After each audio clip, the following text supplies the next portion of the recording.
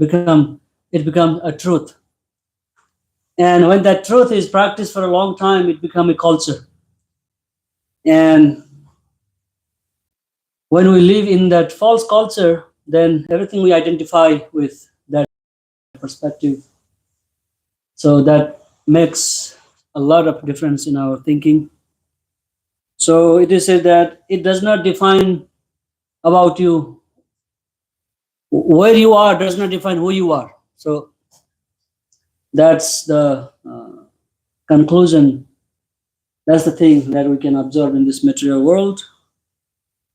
And it just came from the work. I was working as somebody else a few minutes ago. Now here I am standing in front of you, sitting in front of you as a so-called spiritual speaker. But after all, we all are together struggling in this material world. Let me offer some prayers together, and then we will discuss about today's discussion on humility, something we can learn together. And we all are seekers, spiritual seekers. We are learning together. So no one is higher or junior or something like that. Our journey is together. Om Ajnanatimmirandasya Jnananjana Salakaya Chakshurunmilitam Jena Tasmai Shri Gurave Namah. Shri Chaitanya Manobishtam Sthapitamena Bhutale Swayam Rupa Kada Mayindrate Swapadantikam. Namo Om Vishnupadaya Krishna Pristaya Bhutale Srimate Bhaktivedanta Swaminiti Namine. Namaste Saraswati Devi Gauravani Pracharine Nirvishesha Shunyavadi Paschatya Desatarine. Jai Sri Krishna Chaitanya Prabhu Nityananda Sri Advaita Gadadhar Srivasadi Gaura Bhakta Vrinda. Hare Krishna Krishna Krishna Hare Hare, Hare Rama Rama Rama Hare Hare.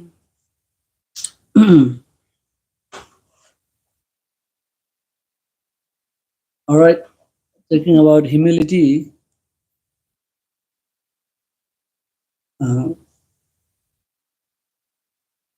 This word is not very pleasurable, very welcoming, and really nicely entertained in material world.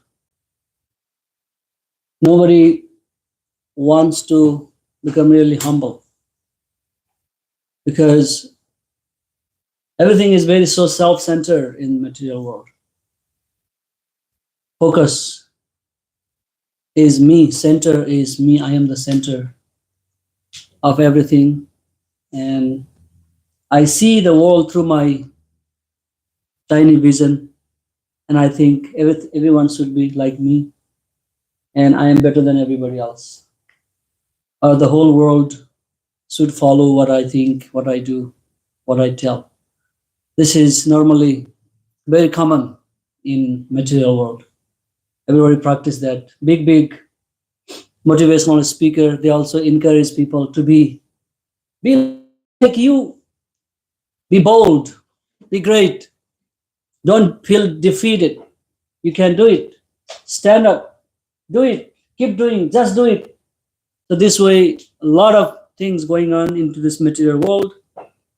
And the goal is that I am so great. I am so special. And I am the first thing that has to be addressed.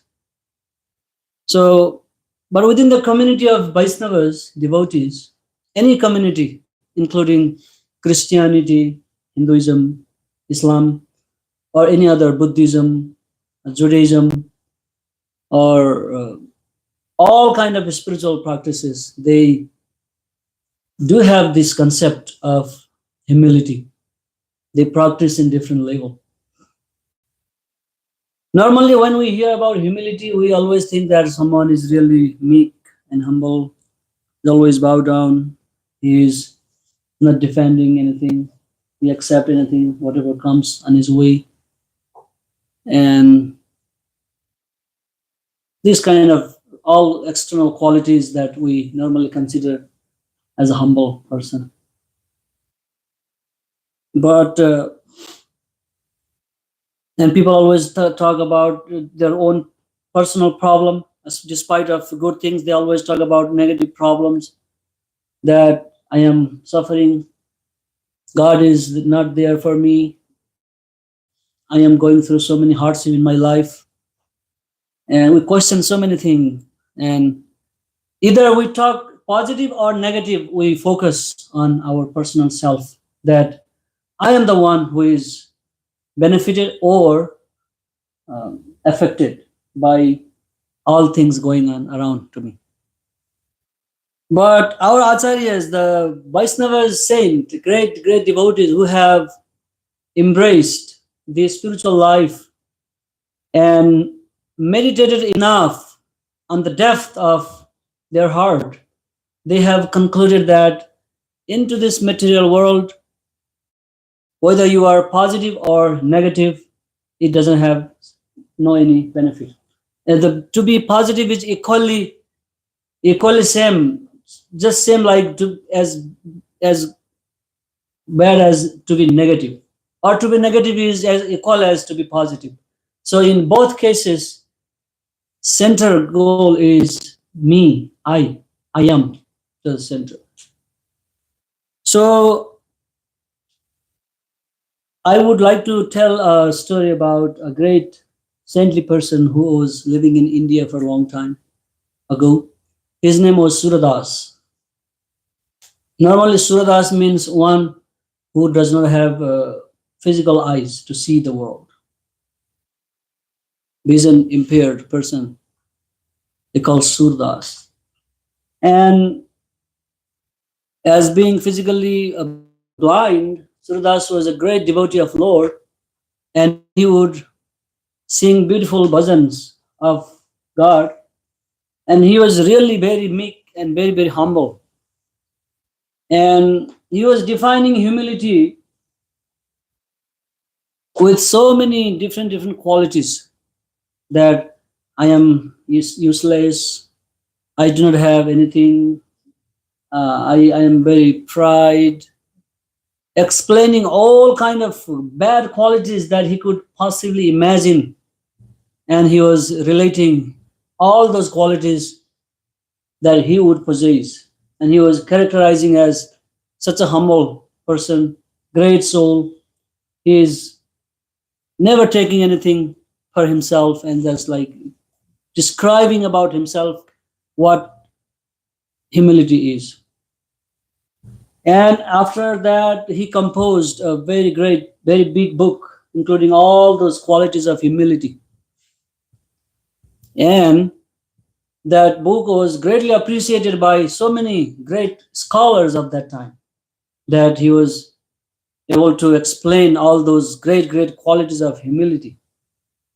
But at some time, there was a great Vaishnava saint of the time, big leader, spiritual teacher, whose name was Ballavacharya, one of the great Vaishnava Acharya of the time.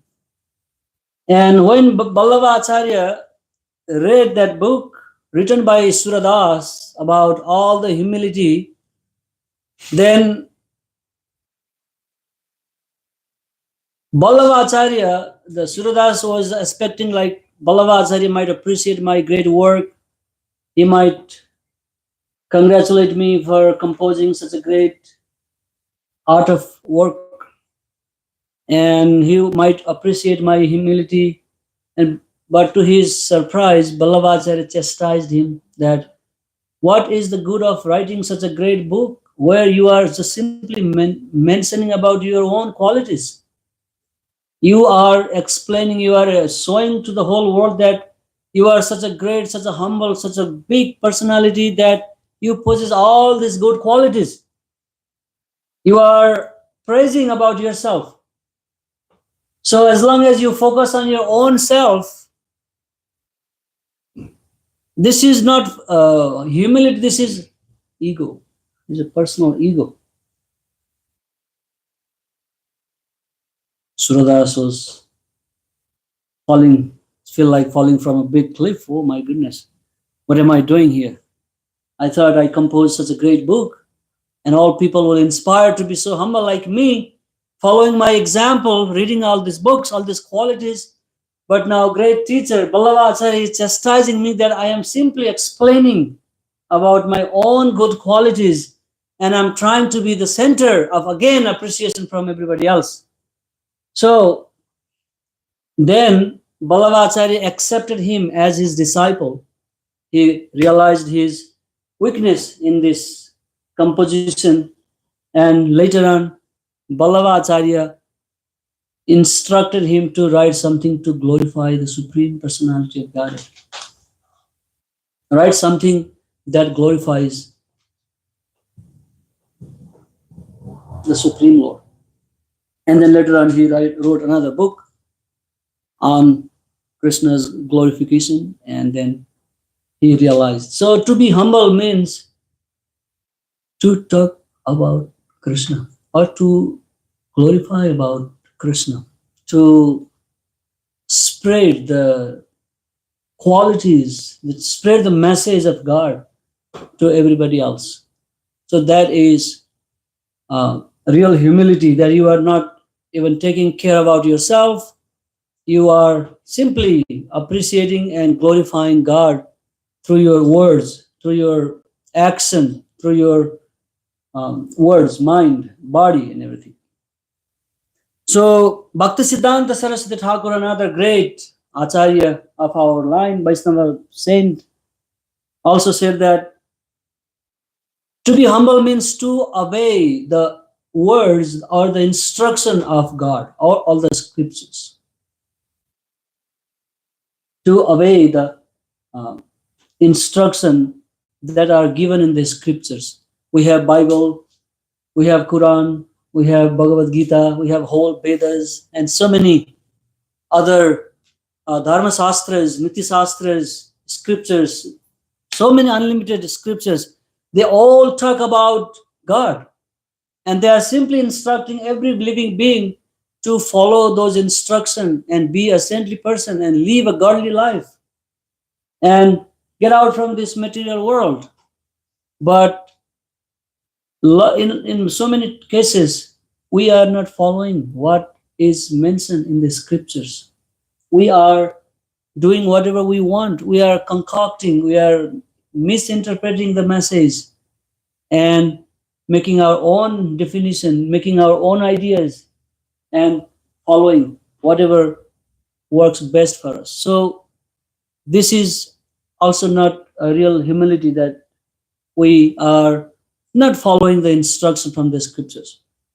So if you see the Bhagavatam, another great ancient text, which is considered to be the ripened fruit of all the Vedic knowledge, when we turn all the knowledge that exists on the planet, all the spiritual knowledge, you gather together and you turn like a buttermilk, and whatever comes at the end, when after churning the butter, is Srimad Bhagavatam. And in the Srimad Bhagavatam, we see all the example of great king. King are normally the ruler. They do not follow anybody else. Everybody follow the king.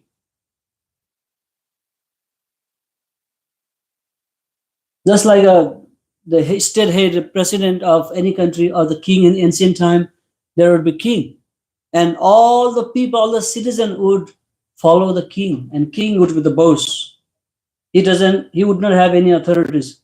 But in Srimad Bhagavatam, the great kings, even though they were so much powerful in their kingdom, and they had all the power to negate or to neglect the order of the scriptures, they followed the Krishna's order and lived their life according to the scriptural injunctions. So their names are given in the Srimad Bhagavatam as a great example. If such a great king, being all powerful of the kingdom, he is also following somebody, that God. So why not me? I'm an ordinary person. I'm ordinary people. So in order to teach this lesson, these great examples, the stories of great king are included in Srimad Bhagavatam.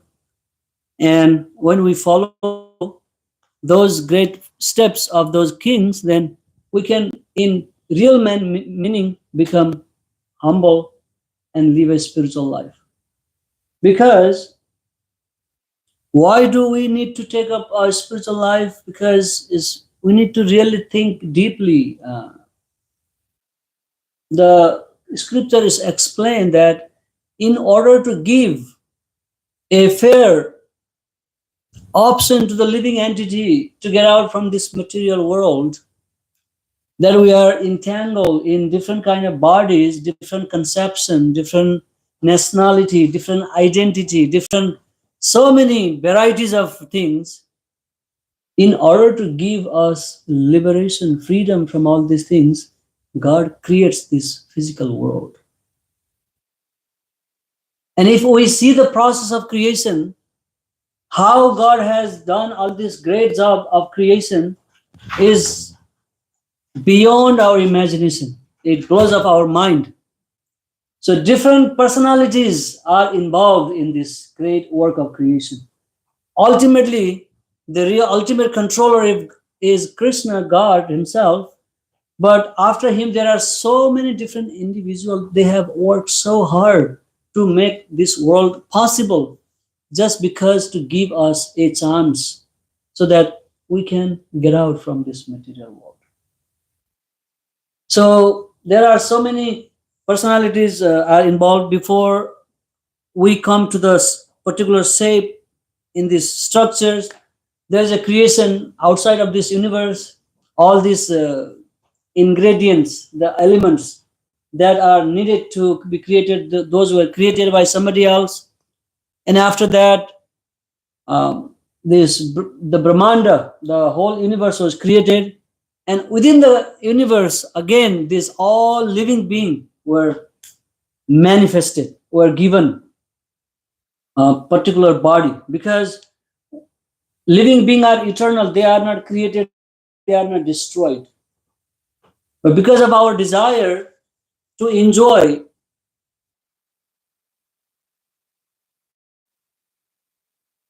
separated from God, then out of love and out of mercy, out of kindness, God creates this material world so that we have chance to enjoy.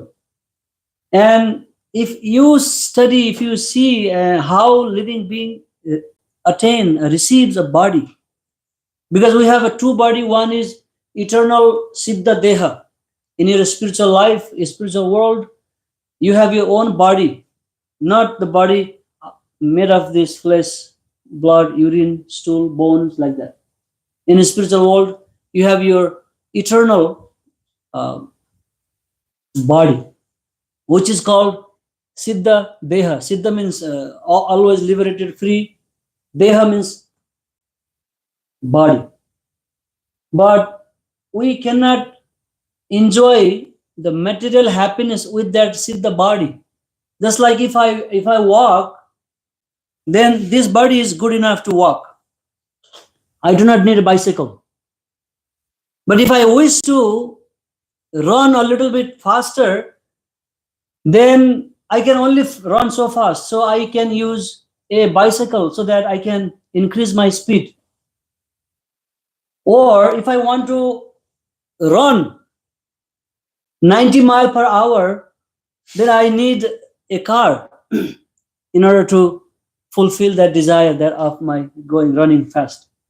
So this way, our body, we attain physical body according to our different desires. Just like we use different vehicles to ambulate from one place to another place. So our body is given to fulfill one particular desire. So if I desire one thing in this life at the time of death, then in order to meet or in order to obtain that desire, the material nature puts me in such a situation that I attain particular body. So that really helps me attaining my desire. If I want to swim in water, this is called changing of the body. So this is very common principle, concept, law of karma in ancient in Eastern philosophy. So and God has created this first, the material ingredients that needs, that's called mother nature, prakriti. Prakriti is an energy, but this energy has to be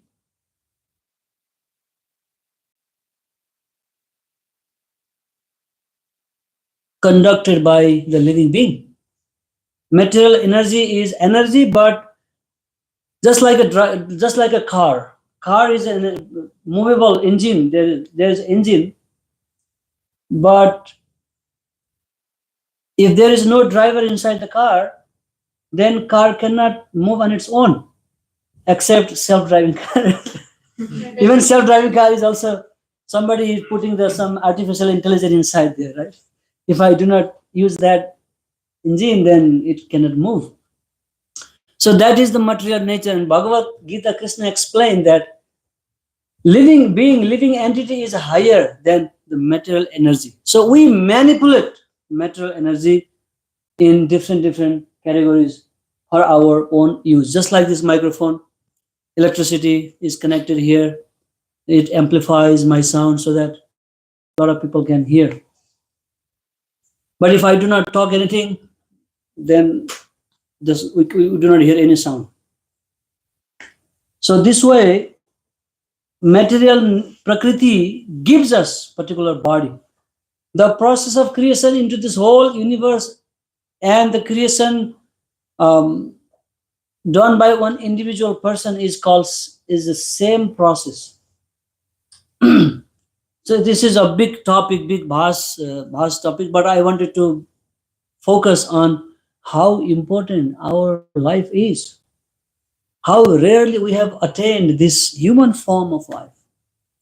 We have gone through so many ups and downs in life. We can go hundreds of lives behind.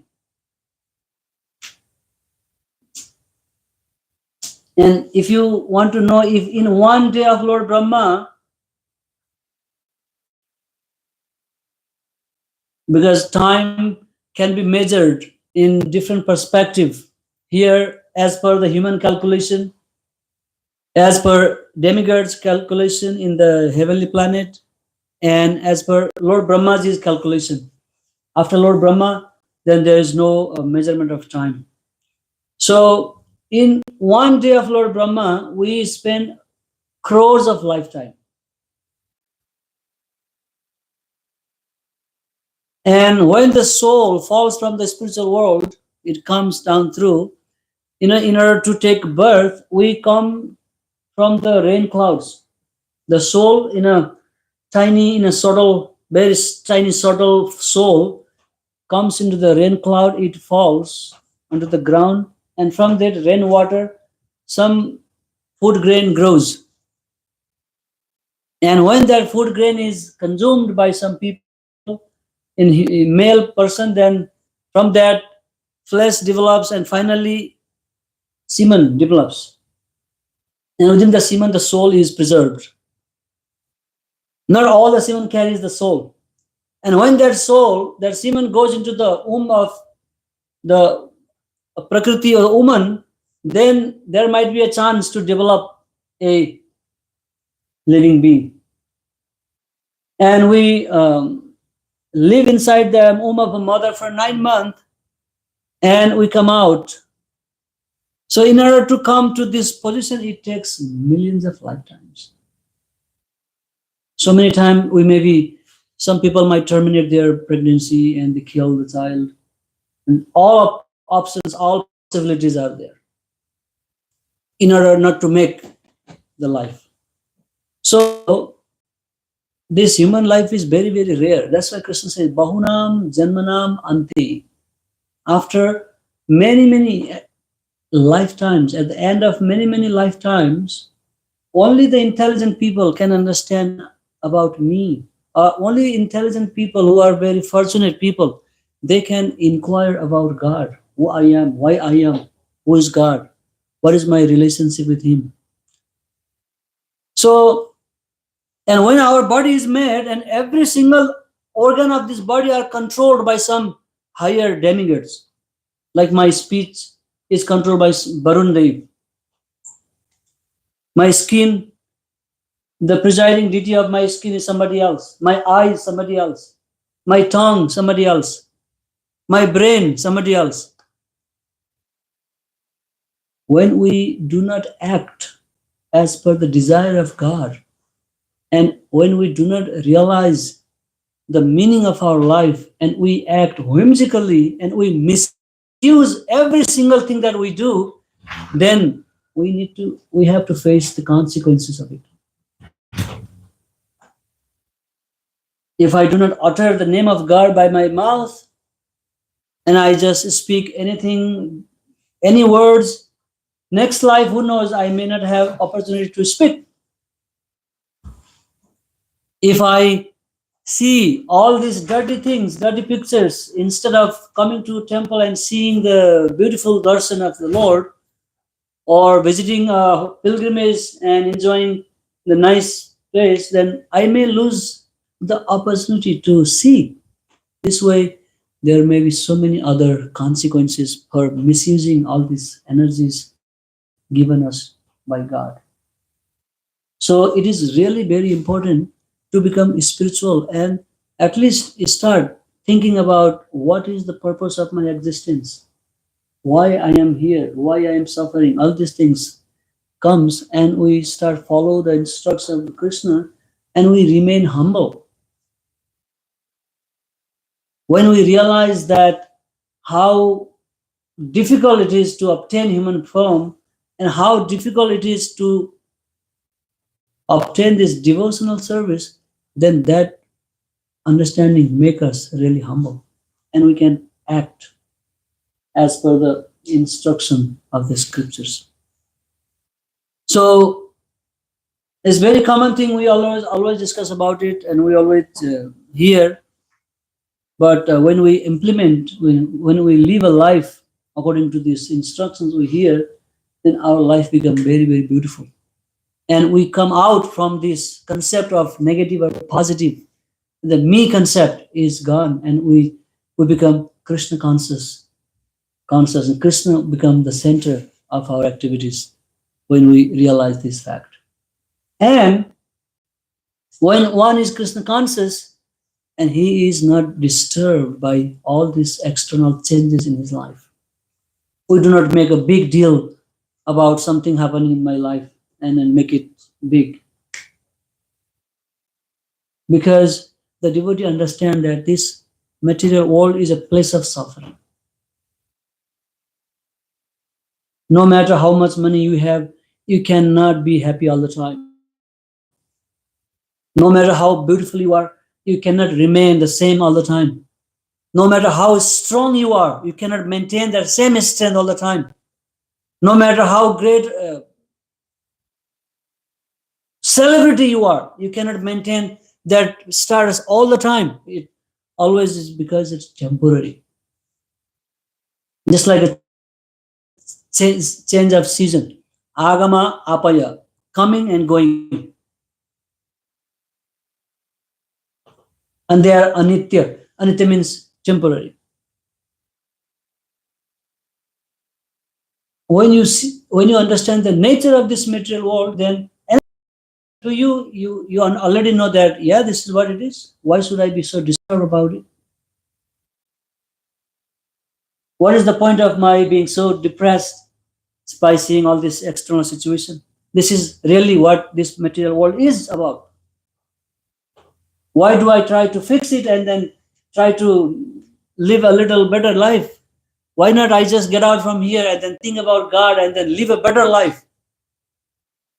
So the material world, they are working so hard to make their life better here, but devotees are working so hard to make a better life in the spiritual world.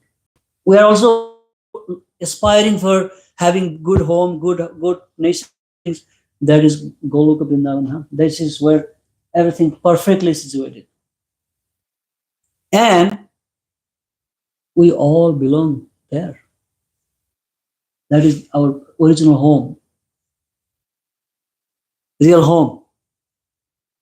And this secret is revealed to us from the scriptures and from great, great devotees. And they are tirelessly working just to make us understand that I am a spirit soul. I belong to God, and my job is to please God. And my job is not please myself. And when I please God, I will be pleased. Just like a sincere wife, when she serves her husband, by seeing all her husband all happy, she becomes very satisfied and very happy. Automatically these things comes. Satisfaction, real happiness, contentment comes from God, not from material resources. So this is all I wanted to discuss about. It is already 7:30. If you have any question and any concern or any realization, you can openly speak. It's like a discussion. We are not talking as a teacher here. We are all friends. So if you have any discussion you want to bring, please, you are free to do so. And thank you so much for being here this evening. You raising your hand, Prabhu? No, I was just scratching. Yes. No? Okay. All right. Yes, Swamiji. Thank you. In Sanskrit, it is said, Mauna Sammati Lakshanam. Silence is the sign of acceptance. Right? All right, Swamiji. I'm gonna voice my dissent here. That's good. You were saying how this world isn't our home, and we shouldn't focus on making life better here, and we should focus on making life better hereafter. And that can obviously be taken in a very misleading direction as far as like disregarding things here, and that's certainly not what we're preaching. You mentioned after that how real satisfaction comes from the Lord, comes from God, and you were saying how in our relationships that satisfaction is naturally there when we take ourselves out of the center and see our life as centered on Supreme Being.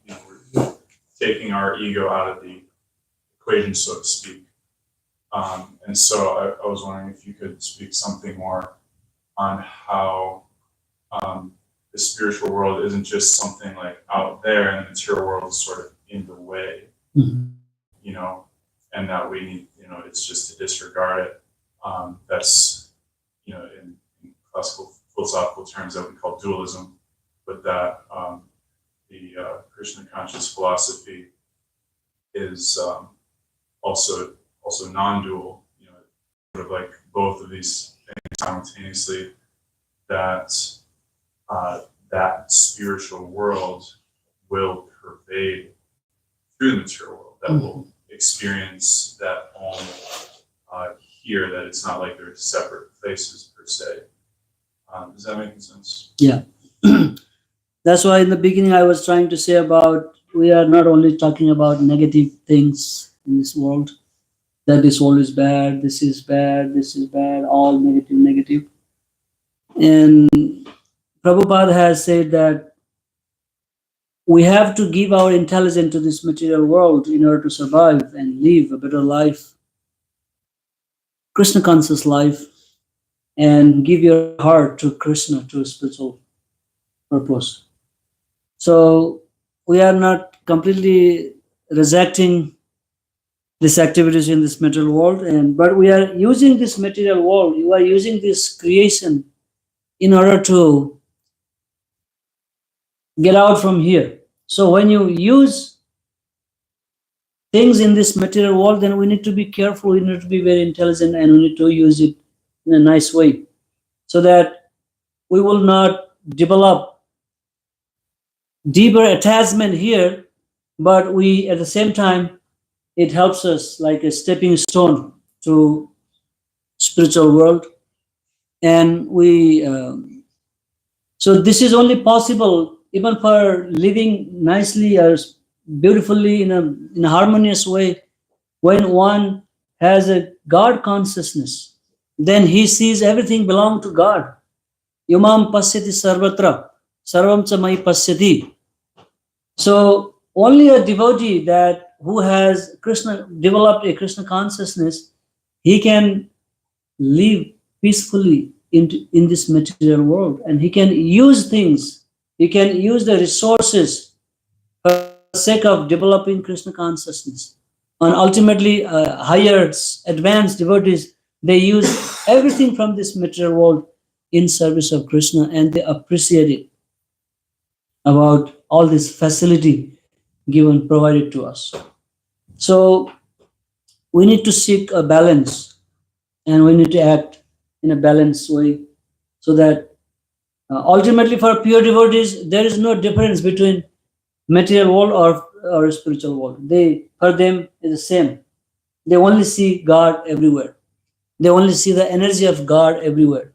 But in our conditional stage, when we simply live for only material benefit, completely forgetting and ignoring the presence of God, or completely unknowing, like ignorance, complete full ignorance, and we're simply making dream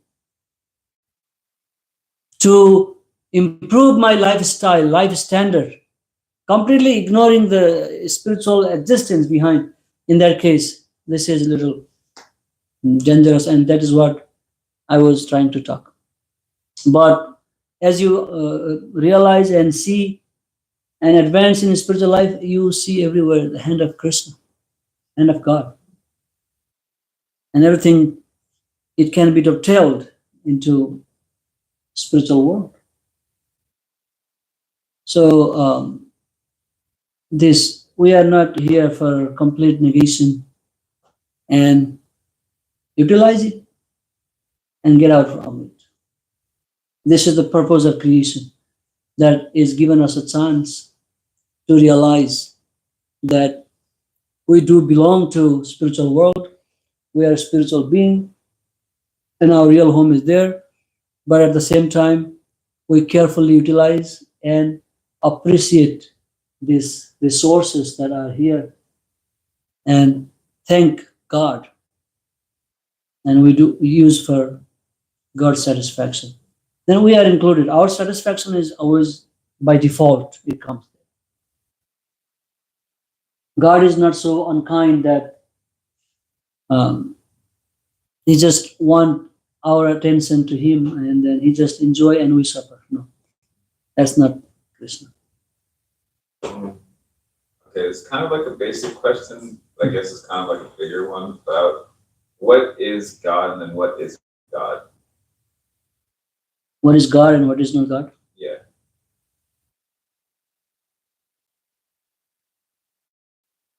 Very question, yet very deep question. So many ways, what is God, what is not God. And in Vedic mantras, whenever you chant any mantras, you always say Om Tat Sat. You also say Hari Om Tat Sat, Tat Sat, Tat Sat, like 3 times. Anytime when you perform any rituals or any fire sacrifice or any havan or puja, people chant this mantra, Om Tat Sat. Tat means he. Om means that Supreme Personality. Sat means truth. The Lord is truth, only truth, nothing else. So Parasar Muni has defined what is God, what is not God, about all these opulences. And Upanishad also defines what is meaning of God. God is that person from whom everything comes out, everything emanates. And God is the cause of all causes. There are 6 opulences that God possesses in complete full. Those 6 opulences are, one is beauty.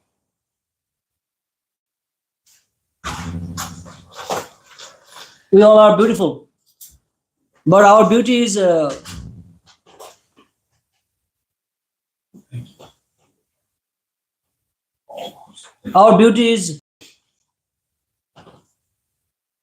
not complete beauty. I cannot claim I am the most handsome man in this planet. Yes, you can. I can. You just did it. In this room, but outside, if I go outside, That makes a difference. somebody else may claim that no, I'm more handsome than you.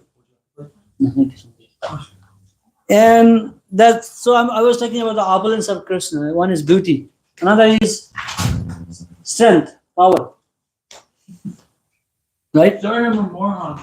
Yeah, go ahead. Forgive me. Yes. I'm stupid. And another quality of God is fame. We all know about fame. And another one is knowledge. And the another opulence of God is renunciation. What did you say? Yeah. Yeah, detachment, yeah, renunciation. So one who possesses all these 6 opulences complete full, in full, he can be considered a God. And yeah, we can discuss about it in so many ways, and it's a wide, big questions.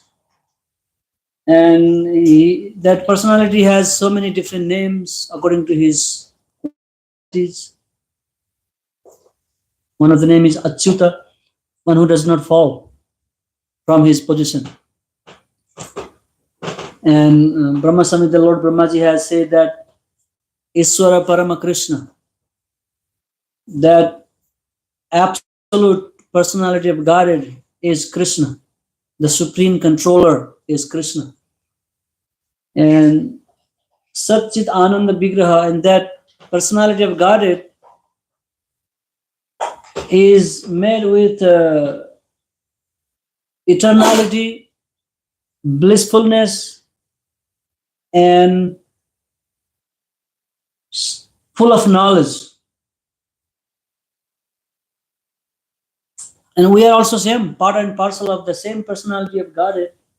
We also do have that qualities in your original consciousness. Yes, go ahead.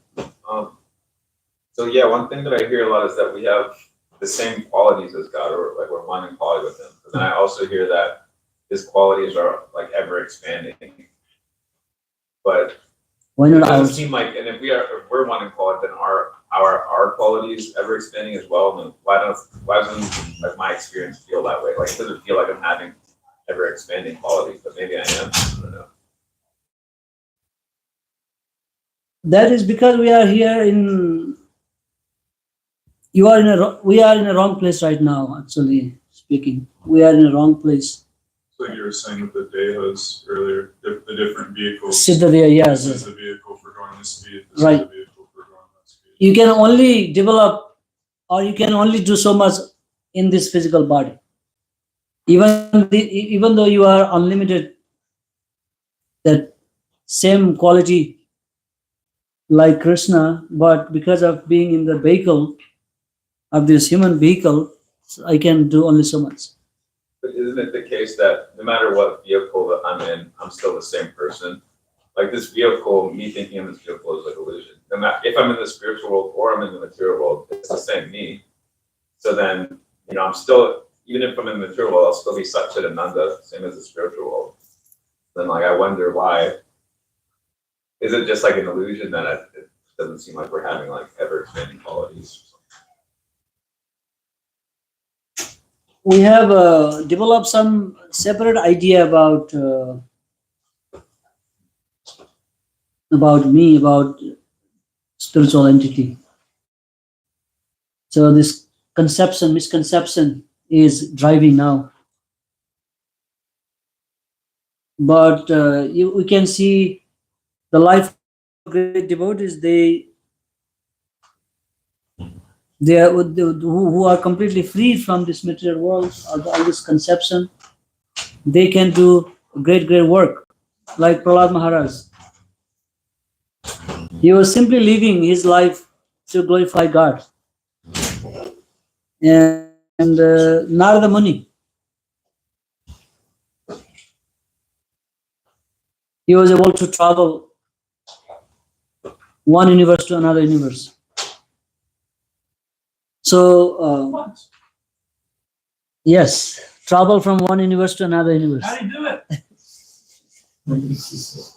Vehicle. Identifying with this physical body. Yes, you can do it. Don't try now. Did he do it while he was a human? Yes. What?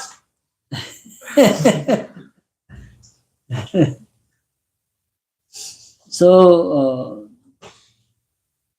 yeah, somehow our consciousness is not exactly Krishna conscious now, but we are in the phase of asking so many questions, anartha nibriti, in a level of purification. So many thoughts come in this stage. Once we keep chanting the holy name with pure intention, and we realize Krishna, then great yogi you can hear right now in India. You have a big, huge Kumbh Mela going on. Millions of devotees every day, they come to the confluence of Ganga, Yamuna, and Saraswati. They come and take bath. You can see some yogis, they come from Himalayas. They do not travel from train, plane, or motor car. They just come, they appear there. And when they go, you do not see them booking a ticket, going by bus, they just travel. They have that perfection. Even today. Oh, this is really amazing. one very young guy, like 36 years old person, who did aerospace engineering from Mumbai IIT college. It's very huge college, IIT Mumbai. And he became a sadhu. He gave up all this material life and he became a sadhu. And he was interviewed by the reporters and say, why did you choose this path? You were such a great educated man. You could have lived your life such a nice way. You could have a lot of money. You studied well. And he says, what am I going to do by studying all these things? This is the final destination. And if you do not come here to God, then your life is useless. He's going viral in social media now. Very young, very happy guy. And he says, my family, when I was meditating at home, my family thought me I was crazy. And they tried to send me to the hospital. That was very easy for me that I could easily leave the home because they were like sending me away. So sooner or later, we need to have that kind of vairagya, detachment from this material world. And give up this I-centric life, me-centric life, and finally live for Krishna, and then big miracle happen in our life. Yes. Thank you. Can I have a little water, please? Prabhu? Yeah, thank you. So for most of us to book a plane ticket to the Himalaya and give away all of our possessions and so forth would probably not work out very well. because of our attachments. So it would be a sort of inverse I-centrism, if you will. It's still, you're thinking from your own mind and not actually from your soul. So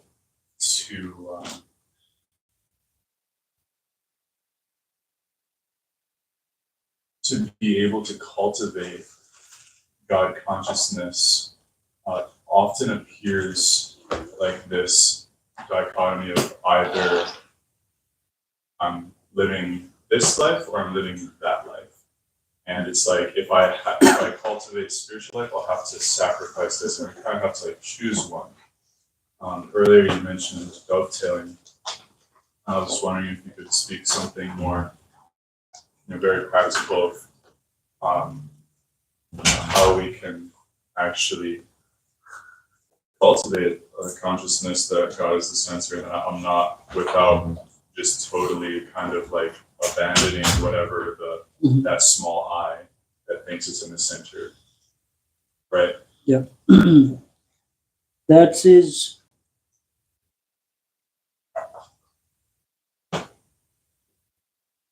utilizing this material world to its best to realize or to develop God consciousness.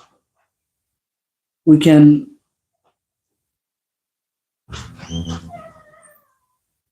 just develop some love, prema. When we love Krishna, then it is all possible. For now, I love myself, my family, so I work very hard.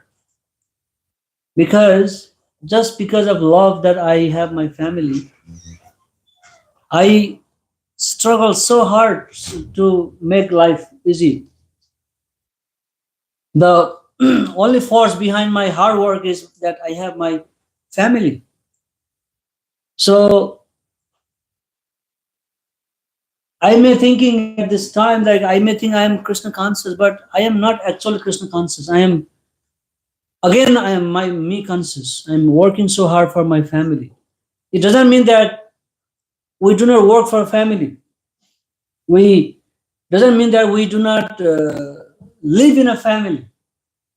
But ultimately, when we deeply analyze and see that all I do is for my own sake, I'm just thinking about myself. I'm thinking about my own betterment. I'm trying to adjust all this thing a little bit here and there, and then finally my intention inside is that how can I become happy? So if we have that same love that we do have our family, for our nation, for our relatives, for our friends, to Krishna, then even though we live here, we can be peaceful and we can advance better. Main thing is correcting the thought, ideas, thinking process. We need to have a disruptive thinking. Swayam Bhagavan Keshav Swami Maharaj said about disruptive thinking. Just like when we go to the school, my throat is.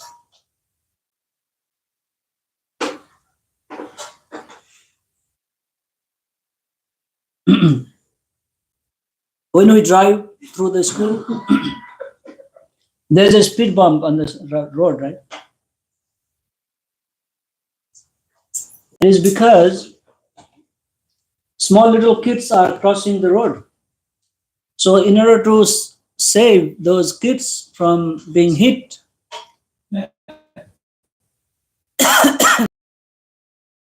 city built a speed bump so that we control our. So right now we are too much material and thinking and leading our life in one direction, completely ignoring God, that we may achieve great thing in our life, but we need to give a break to that speed and then think about it. Okay, it is said that no matter how far you go to the wrong direction, but it is always better to take a U-turn, no matter how far you have been to wrong direction. No, wait, yes. So Okay. I'll take it. this disruptive thinking gives us understanding about why I am living here, and then why, what is the purpose behind. So your purpose define your living. Yes, Prabhu. Chris, before you, Chris. Yes, Chris, go ahead, Chris. That makes me think, but one thing I think I'm doing here is every time I make a mistake, I have time to figure out how to do it right, how to do it over and do it right, like you said about a U-turn. And like, the purpose of my life seems to be to learn how to be a good person, how to take care of things, and do them better and better later, next life maybe, I don't know. Somewhere. So it's a learning experience. It seems like there are some hard things here that we have to deal with, but if we can learn how to deal with them, it will be useful later. Yeah. Now we can add that all I am doing here is I'm assisting everyone. They can advance in spiritual life. Let me do something so that make easy for other people to practice Krishna consciousness, so they don't have to spend time to do what I am doing.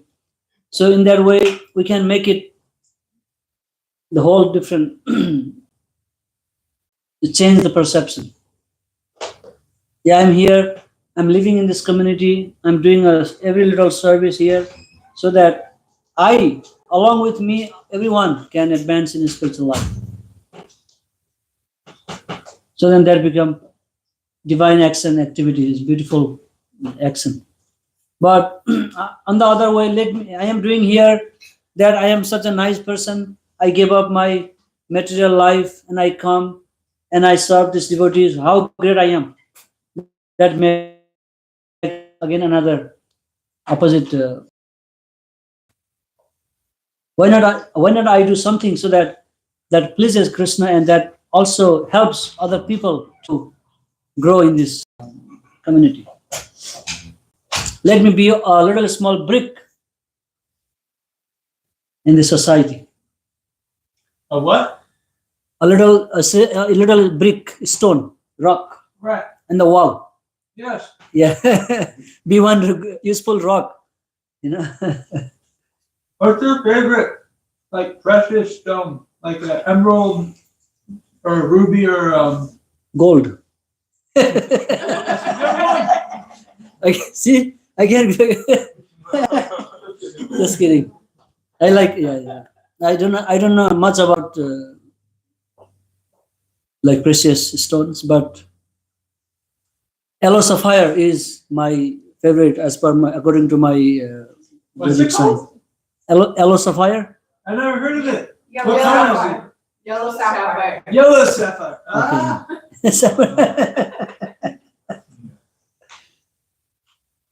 Ah. Yes. So, Great. yeah, please go ahead. So, can you explain spiritual advancement and the different lokas, and so that some of the devas, they still face karma and they can be cursed and they can come back and have to, Yes, that is. how is it? I mean, because moksha is, they've achieved moksha already, so why do they keep having to take avatars? Devatas, living being in a heavenly planet, all the way to Brahma Lokas, down to the Patala Lokas, many layers of universes, a lot of living being, living in different situations. They all are not already got moksha. As long as you are within this material world, including heavenly planets, we are not yet liberated. We do have Because of our good karma, you are promoted to heaven. You enjoy there for a long span of life. And when your good karma is exhausted, then again you come down. That is a partial moksha. You are freed from suffering for a little bit of time. But like if I go to Hawaii, Vacation. okay, what is the best, most expensive place to go to vacation on the world, on the planet? Dubai. Okay, I go to Dubai. I can live there for maybe a week or a month or 2 months, as long as I have money in my pocket. Once my money is getting low, then I need to come back. So going to heaven is just like that. You do so much punya here, and you are promoted to heaven. Then you live there for a long time, vacation, and again, chine punya, marta loka visanti. It is said that chine punya means your punya, your pious credit is now finished. Now where you go down to the marta loka. Is a again. Even Krishna has to earn. Krishna is not within that category. He does not have a physical body. When he comes to this material world, he does not come from father and mother meeting. He chooses his parents, right? And he does not have to change his body. He is Sachidananda, he is pure transcendental. And he used the Visuddha Sattva, the quality of the pure mode of goodness. And he has so many different energies that he can come down to this material world in order to give pleasure to his devotees. People ask why Krishna has to come down, because he cannot see his devotees lonely and sad, suffering in this material world. They're praying for him, so he comes and gives company. And while he comes that time, sometimes he kills some little demon, sometimes he just do some kind of lifting of the Govardhan hills, sometimes he does some kind of fun, because he does so much fun over there. So he's not in that category. A lot of people misunderstand. Krishna was a human being. He was born like a human being. What is the difference between him and we? That's why he said that my appearance and disappearance, people will not understand. Normal people deride my appearance. So when we chant Hare Krishna, that gives us realization and understanding. Krishna revealed this divine knowledge from within. So in this age of Kali Yuga, it's very difficult to practice spiritual life. If we simply focus on chanting holy name every day at home, wherever we go, whether you come to temple or not, sit at home, have a bead, little bead, our devotee can give it to you, and just chant Hare Krishna, Krishna Krishna, Hare Hare, Hare Rama, Rama Rama. This way you can communicate with Krishna in this life. Krishna will talk to you. He is within your heart. He is outside, he is inside. He is everywhere. Was he outside first or inside first? Both. He is all pervading. You cannot say inside or outside for him. For him, everything is open. Yes. So where is Krishna in the cosmic egg? Is he outside the egg or Cosmic egg is this. the Brahman? This whole cosmic manifestation is, we can consider it as a body of Krishna. So Krishna created these gigantic universes in order to give, to show those who are very, very demoniac. Look how big I am.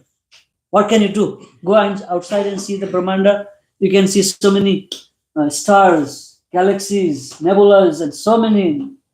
Then people can think, wow, who can design like this? In order to give like impression, oh, how great I am. that the whole material world is like body of Krishna. This is also mentioned in Bhagavatam. All the mountains are his bones, all the rivers are his veins. All this is explained like that. Yes, Swami. I think a verse that is more directly speaking to being created is when Krishna said, well, multiple places, that before this cosmic age was formed, only I exist. Right. Only I existed. You know, during its manifestation, it's only my energy. I will And remain. afterwards, only I will. So now, I was talking earlier about how many lifetime we spend within one day of karma, and when Mahavishnu,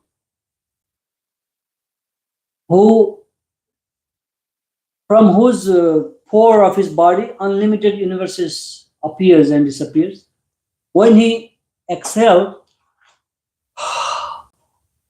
and Brahmaji's life is finished.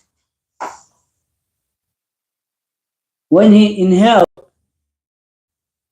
all the universe in an area to think about it is inconceivable.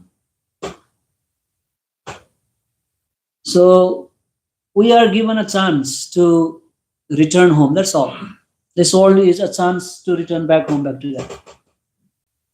So it seems like the Bhagavad Gita implies that you can do like almost anything for Krishna. Like you can make missiles for him, you can like even offer your breath to him. So I'm like wondering what would be the difference between like taking a normal breath versus like having it be offered to him? Like what exactly is that? This is devotees, they do everything for Krishna. That's the idea. Like if I go to sleep now, I sleep with the consciousness that, my dear Lord, let me have a nice rest so that I can come to see you tomorrow morning at 5 o'clock. When I eat something, my dear Lord, please kindly provide me the nutrition so that I can serve you better. Tomorrow I can dig the land and grow some vegetables for you. I think Every single activities, every single action that we perform, it can be linked for Krishna's service. Is again, consciousness is required. Yes, brother, you want to say something? yes, I do. I'm sorry, I didn't mean to interrupt. I think that there is like in this this religion, this path, there is Krishna, the Most High, and then there is seemingly lesser demigods, and then here we are as humans, and we have whatever it is that ties the soul to the human body. What is it? I don't know what that is, but here we are. So we have sort of this consciousness. So we can sort of, if I focus on my hand, I'm going to feel my hand. If I focus on my forearm, I'll feel that. If I focus on my heart, I'll feel my heart. So on and so forth. If you focus on the Most High, then you're going to get maximum benefit. If you focus on something sort of demonic, you're going to become demonic. If you focus on heresy, you're going to become heretic. If you focus on the Most High, you're going to become imbued with divinity. So it's just a matter of choosing where you want your energy to go, and skillful means to sort of project it out there.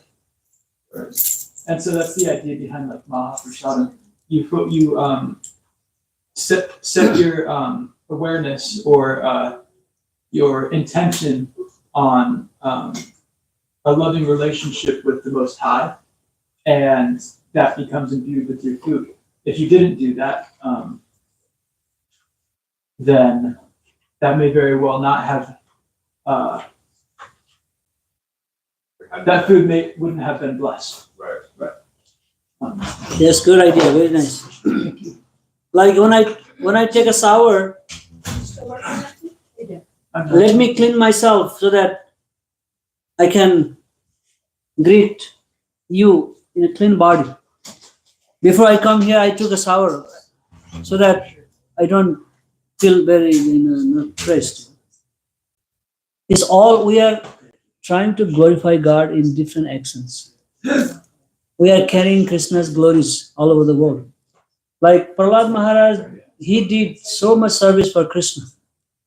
Because of his that great dedication, we are getting inspiration today. And we are inspiring and inspired to do some devotional service. That much service he did, Prahlad Maharaj. You can imagine. He was thrown away. So much torture he was going through. All the Pandavas, if you see in Mahabharata, the Pandavas were greatest saintly people in the whole world.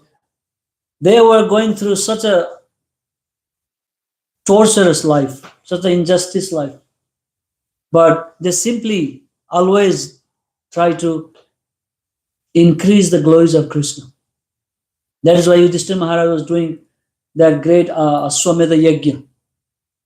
He was not doing that to announce that I am the king of the whole world.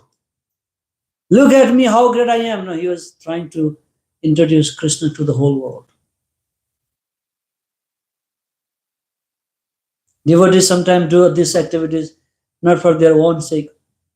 They always do things for Krishna's glories. That's it.